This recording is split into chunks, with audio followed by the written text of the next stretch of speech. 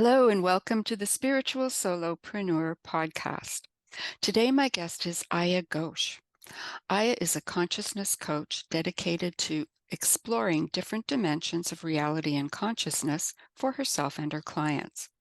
She uses the Akashic Records, transformational NLP or neuro-linguistic programming, and QiGong as her main tools of healing, growth, and transformation. Welcome, Aya. Thank you, Beth. So happy to be here. Thank you for being here. First of all, I want to thank you for the awesome, amazing Akashic Records reading that I had with you a few weeks ago. It was Thanks. uh, it was extremely eye-opening, and we'll talk a little bit more about it later on. But for Mhm. right now, for those who aren't familiar, I thought we'd start with what are the Akashic Records? That's a gorgeous question.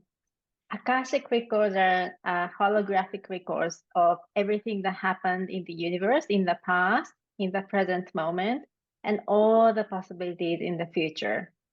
And there are individual portions of these records as well. So there's a portion of me or Bev or the reader self that has the records of the soul's journey and what are the possibilities in the future that are available.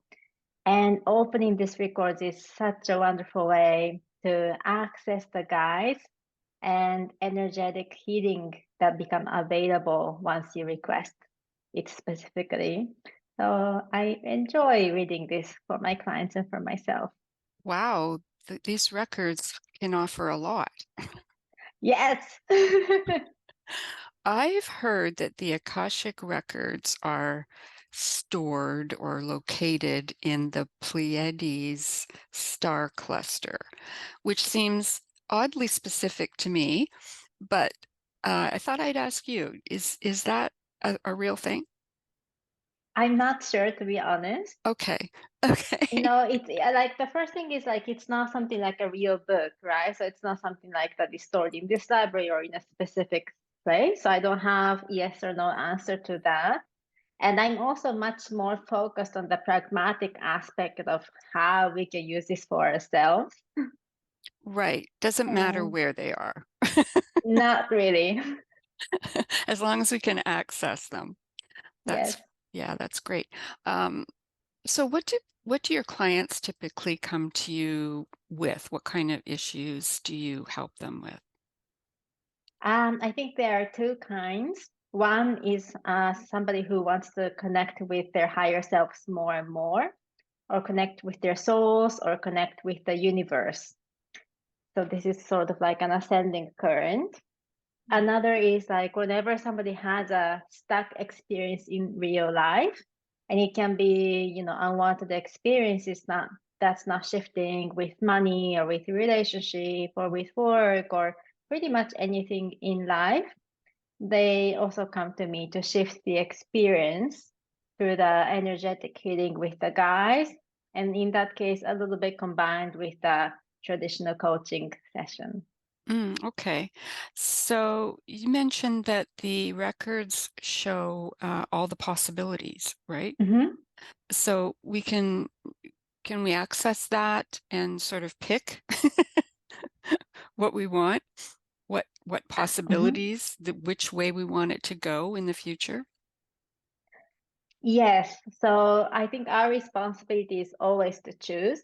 And that's one of the reasons why we have this incarnation on the earth. The soul's learning is to choose and get the feedback of the choice and choose again for additional possibilities or path in the future. And when I say there are like all the possibilities in the Akashic records, it means there's potential for everything. And this is recorded in terms of if you choose this path, the possibility of that outcome is like higher or lower.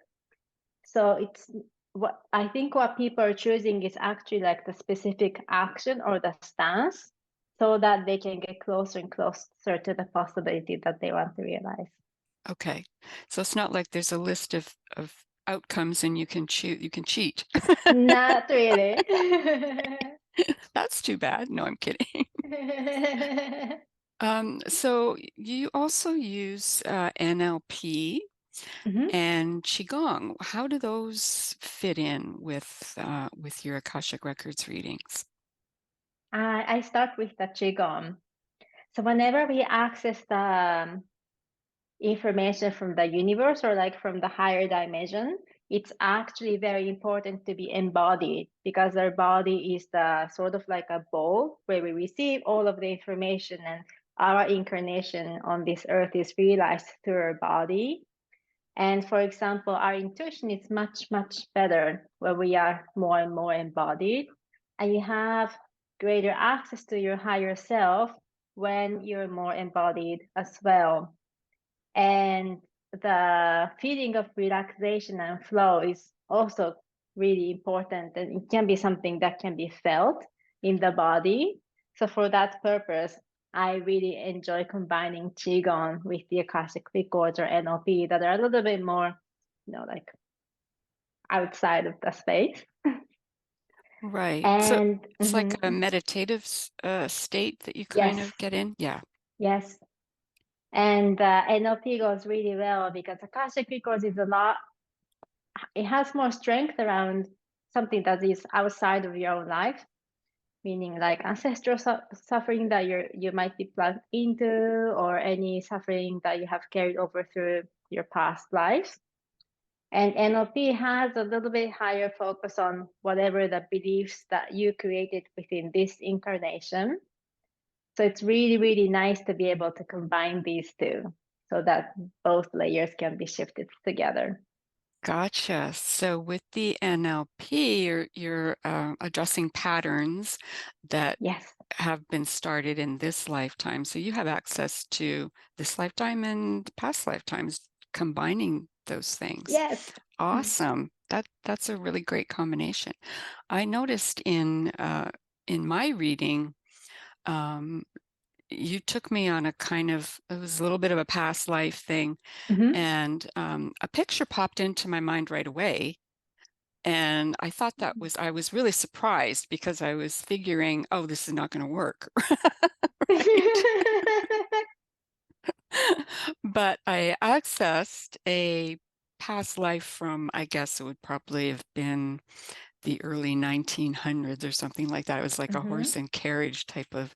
So, so was I in a meditative state and didn't really realize it, or is that just how it works? The pictures just It's pop into your mind. actually just how it works, and most people do have access to mostly pictures, but sometimes maybe the feeling or the sounds, especially when in the space of the Akashic Records, because the access becomes more available.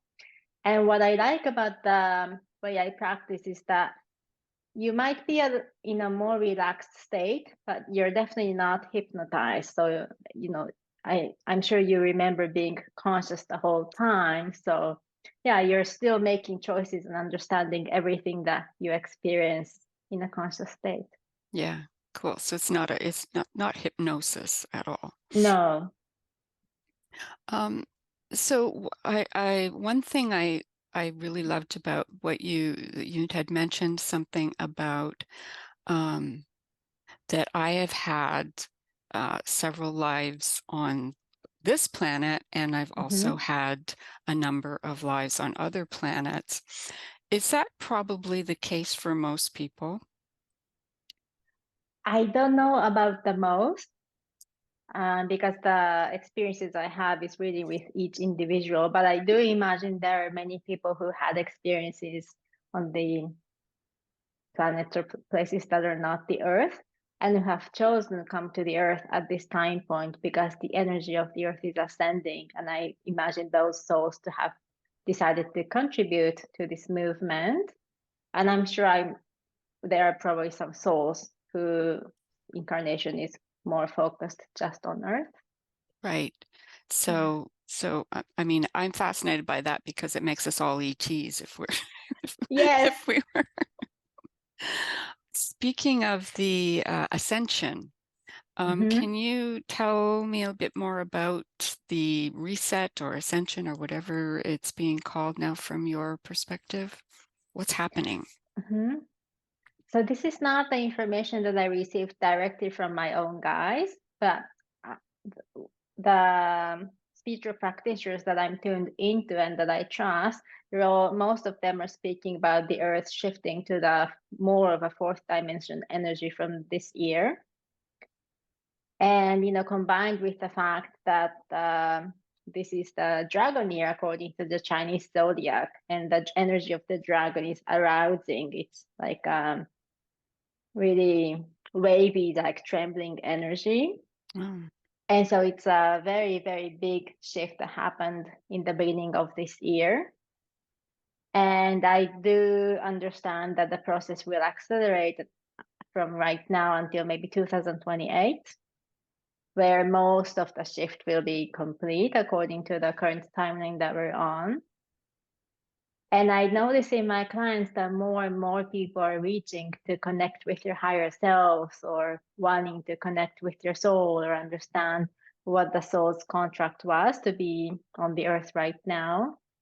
So I think everybody is connected to this energy, whether they're aware of this movement or not.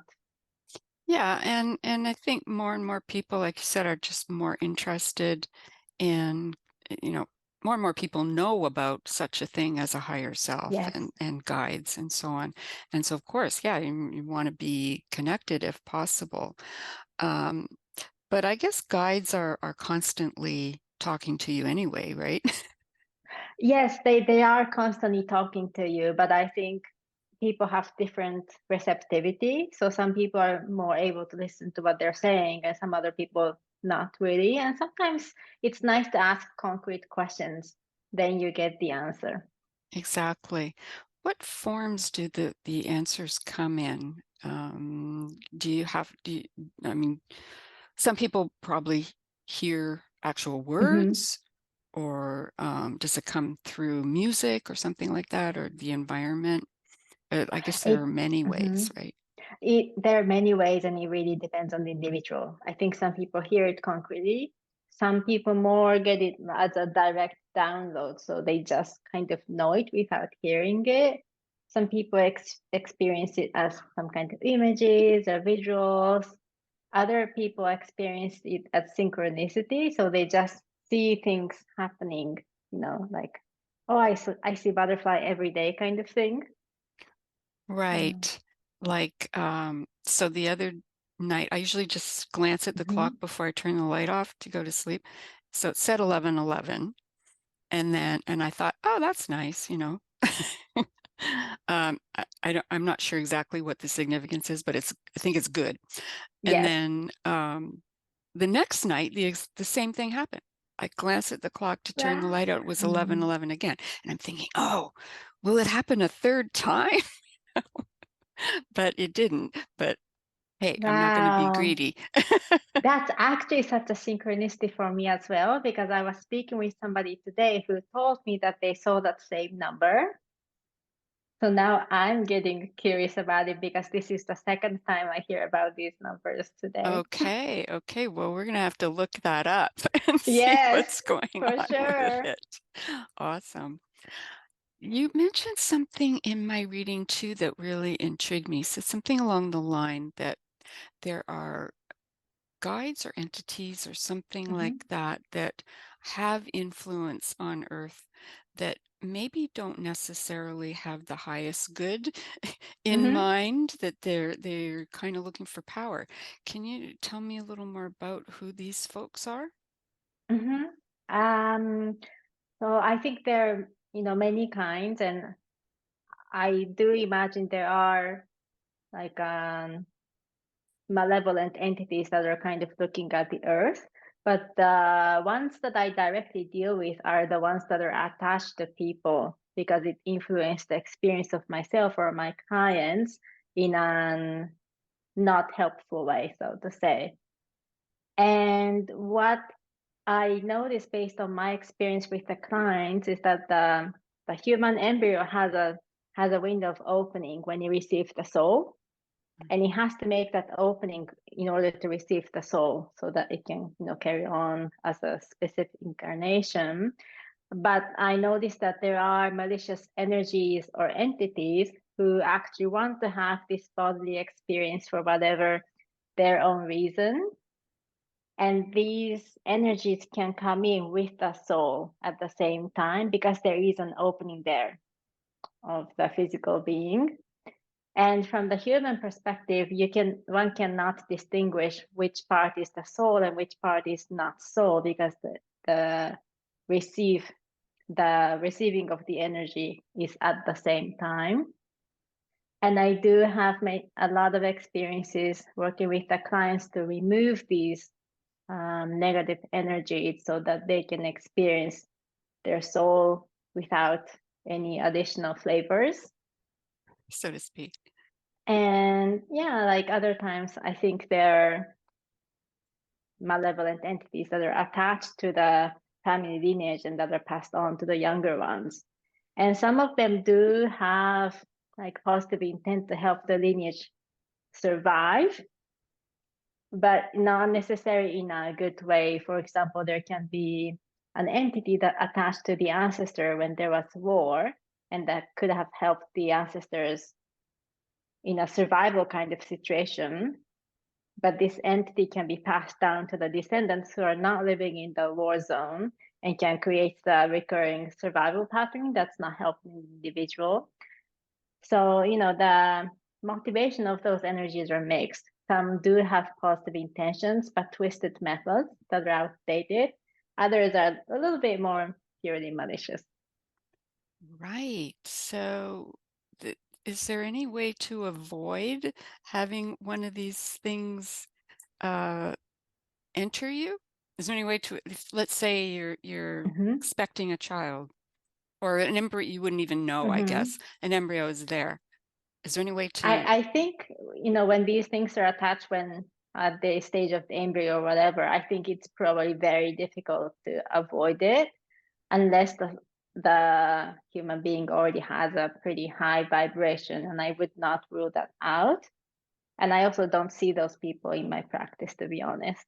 right, right, But what we can do is when we raise the level of our vibration or our energy, it becomes uncomfortable for those entities to be with us because it's not getting the negative juice that it wants. So if you keep working on yourself and if you keep introspecting and raise your energy level and emotions, the chances are higher that they will just leave. another reason to keep raising the vibration as much as Yes, possible. And that's not so easy sometimes. yes. But what's your advice for raising the vibration if you just don't feel like you can raise the vibration at that very moment? That's a gorgeous question. My advice is actually to work with somebody else. There are certain things where you just need another person's respect and attention and expertise to remove or change the energy. I also really recommend general practice like qigong, yoga, or meditation, or just do something that gives you a lot of joy. Right. Just get out of your Yeah. head. Yes. Or even maybe just think about something that made you happy in the past. I mean, anything, right? Yes. Just to raise it a bit. Yes, but thinking about something that made you happy in the past is very, very useful, but it's a little bit important not to make it like a daydreaming because your point of power for the consciousness is right now, here and now. And a lot of people spend time outside of their body thinking about the past or thinking about the future, and that kind of diminishes their own power. So Right. it's really, really nice to have memories that you treasure, but don't turn it into daydreaming. Right. Gotcha. Okay. You mentioned about those of us who are here now. Mm-hmm. Um, we probably chose to be here in order, like right at this time. Mm-hmm. 2024 to 2028 Mm-hmm. is the big time. Um, I think that's awesome. And is there anything we can do other than just kind of watch what happens uh, to accelerate the process? Mm-hmm. I think the first thing we can all do is to choose to be part of this movement. So if you want to change your experience, or if you want to raise the level of your consciousness or energy, or if you want to choose the path of ascension, just make an intention and choose to do so. And I think things will accelerate much more. And yeah, otherwise, I think many things will start to shift for many people without too much effort sometimes. And just allow it to shift, because it can be a little bit scary when things just go so smoothly and so naturally. Right? But it's okay. It's We're the way things work. And if that's your experience, great. we're not used to things working. We're not Yes. we're not used to things going along nicely. Yeah, and there's a really good reason for that, right? For example, just think about our body. We notice our body when there's pain or sickness, but actually, normally our body is doing a brilliant job keeping the heartbeat, digesting food, breathing without our conscious attention. So the intention to focus on negative things is to change the experience and to heal, but it should not become a pattern. Right, gotcha. So, if we're ascending, let's say, to a higher vibration, and Mm-hmm. um, presumably that should make my life smoother, I would think, if I have. So, where does the learning of the lessons come in? I've already done that. If I'm now ready to ascend, so to speak. I'm sure you have already done so many learning in this life and also in the past lives. Mm, I think there are probably more learnings to come. So the path of ascension, you would imagine it to be smooth, but I'm sure there are a little bit ups and downs, and there will be downs. It will be like surfing, but you will have more skills to ride the wave as well. So if there's more learning to come, that's great. And I think the most important thing is not to judge yourself or the experience that you're having. Just allow it to happen, observe what's going on, and carry on in a neutral stance. right. That observational Mm-hmm. stance is so important, to just try to be sort of in the middle of things and not get too Yeah. high, not get too low. Yes, I would Um, say. Awesome. Um, I want to encourage everyone to have an Akashic reading with you. Is there any preparation that one should do or could do prior to a reading? I'm not really. I think if you have curiosity, I think the questions will naturally come in the session, and your guides will also help you come up with the questions if you're stuck, and I can also help as well. But if you already have some questions for your guides, that's also a really good preparation. And observing your own experience of what it's like to be yourself every day is the best preparation you can do. Awesome. Okay. Um, so I just wanted to ask you about your business a little bit Mm-hmm. more. Um, do you have any advice for spiritual solopreneurs just starting out? I know, it can be a little bit scary, kind of Yes. putting yourself out there with these kinds of gifts. What would you say to someone new coming out with a business, starting a business in this area? I would like to first of all congratulate them for their decision to start their own business as a spiritual solopreneur or any business owner. And I think the advice I have is this is a great path of learning, because having your own business magnifies your energy and your beliefs. And it magnifies both useful and unuseful energies and beliefs. So it's a really good way to find out what's actually working for you and what's not working in a very, very like a greater scale than one would normally experience. It's a great opportunity to learn, heal, and grow. Right. So don't be afraid. Go out there and do it. Yes. Awesome. Aya, where can people find out more about you and book one of these readings? You can find me on my website, which is ayatransformation.com. And I would love to support any one of you for readings or healings. Awesome. Well, I want to thank you so much for being here today. Is there anything else that you would like to say to the audience, just in terms of a positive message to leave them with? Thank you. The message I want to convey is to be kind and compassionate with yourself. You're always doing your best, and this is the path of learning and growth. It's okay not to be perfect, even when you feel you could have done differently or better. It's okay to be kind and compassionate to yourself.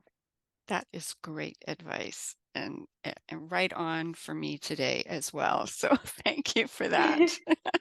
You're so welcome. Thank you for having me. It's such an honor. Thank you so much.